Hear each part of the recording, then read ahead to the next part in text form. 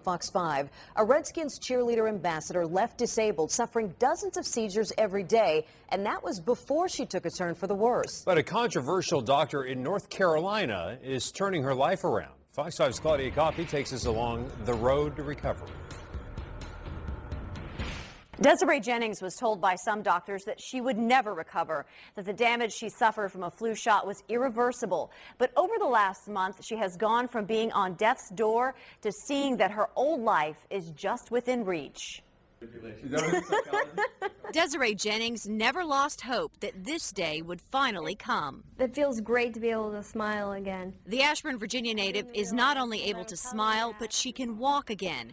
These simple steps seemed impossible nearly a month ago when we first introduced you to the Redskins Cheerleader Ambassador. Symptoms will get worse. Just days after getting the seasonal flu shot, her health spiraled out of control. She had difficulties walking, talking, and suffered several seizures a day.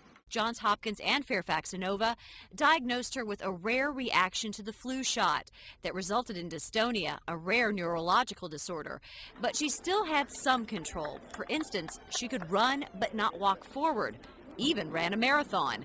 But days after she crossed the finish line, her health took a turn for the worse. I didn't know what was in her. All I knew was whatever's in her shouldn't be in her. Actress Jenny McCarthys Foundation, called Generation Rescue, which educates people about ways to reverse autism and concerns over vaccine safety, put Desiree in touch with Dr Rashid Buttar outside of Charlotte, North Carolina. He's a controversial physician who practices preventative medicine. When Desiree arrived here more than 3 weeks ago, she was in acute respiratory distress.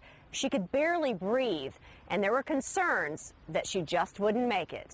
Her face was starting to get that bluish, purplish tint because she couldn't get air. Twice I looked at my head nurse like, I think we got to call EMS. 24 to 48 hours later, Desiree was stable. And when we paid her a visit, she was walking and laughing and seemingly on the road to recovery. Overall, I think my spirits are higher. I definitely feel like I have a positive future and that hopefully all of this will get better. She's no longer having any seizures. She can speak perfectly normal whenever talking about the past or the future, but her voice changes whenever she speaks about the time period when she was sick, which began in early September. September 1st, September 2nd, September 3rd, September 4th, September 3rd. Okay, just stop now. Dr. Buttar describes it as a hard drive damaged on a computer, but that too, he says, will return. Desiree is amazed at the improvement, but admits at one point she thought she was going to die. I also knew my health was getting very bad and I didn't have much time, so I said this has got to work. I have nothing left. Dr. Buttar diagnosed Desiree with essentially a toxic reaction to the flu shot. My diagnosis of her is acute viral post-immunization encephalopathy and secondary mercury toxicity, which we've just established as of Friday. And that's a result of the flu shot? Absolutely. Without a doubt? Without a doubt. He says she was showing symptoms from a number of different conditions, including dystonic side effects, which is why he says so many doctors couldn't figure out what was wrong with her.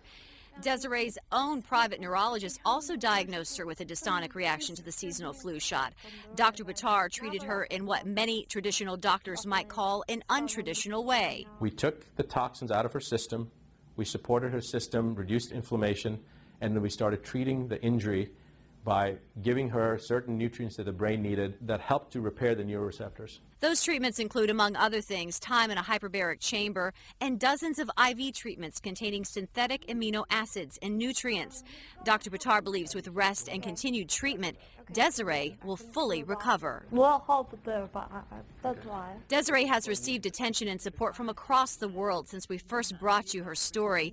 But with that has come naysayers, many who say this was an act. What do you say to that when people say, oh, you're making this up?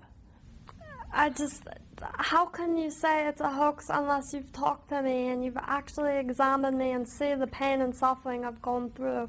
Not only that, but why would anyone, especially me, want to create a hoax like this? Now she feels a calling to do much more once she's better. She wants to educate others about informed consent and encourage people to be educated about the side effects of vaccines. Claudia Coffey, Fox 5 News. Since 1999, the North Carolina Medical Board has made multiple unsuccessful attempts to restrict Dr. Buttar's license. Most recently in 2007, when complaints by 4 people, family members of former patients, were brought forward. A new hearing is scheduled at the end of February. The board is seeking again to restrict his license, as well as charge him with unprofessional conduct.